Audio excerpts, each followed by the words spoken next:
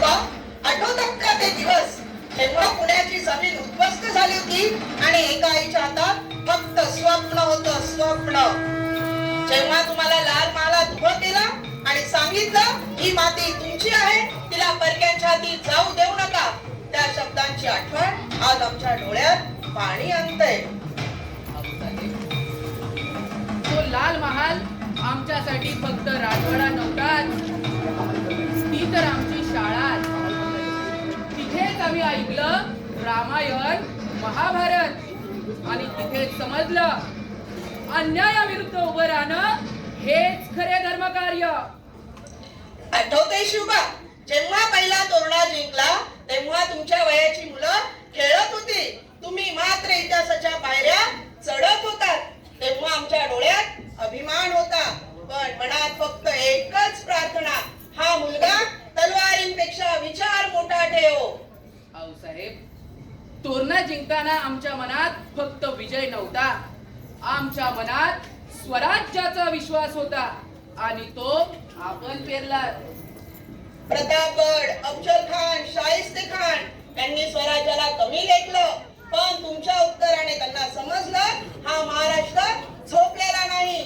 तेव्हा आम्ही अभिमानाने म्हणालो ही स्वराज्याची जननी. आऊसाहेब, त्या प्रत्येक प्रसंगात तुम्ही आमच्या सोबत होता. शिवनेरी पासून प्रतापगडापर्यंत, लाल महालापासून उद्या होणाऱ्या राज्याभिषेकापर्यंत.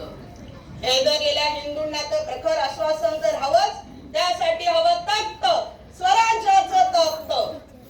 पण तख्तापाशी काय आहे आऊसाहेब? आजही चारही बादशाया आमच्या नावाला थरथरा कापतात. सिद्धी, पोर्तुगीज, डच, इंग्रज आम्हाला घाबरतात. शिवबा, तख्तामुळे बरंच काही साधेल.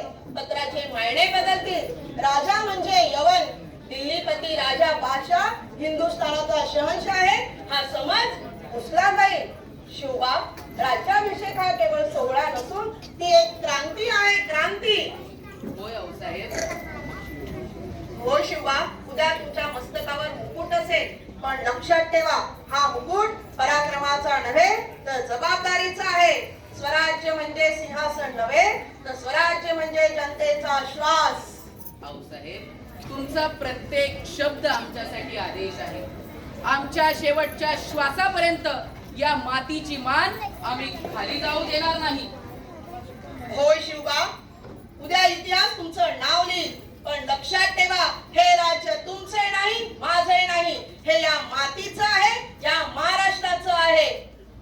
होय आऊसाहेब. स्वराज्य, स्वराज्य, स्वराज्य.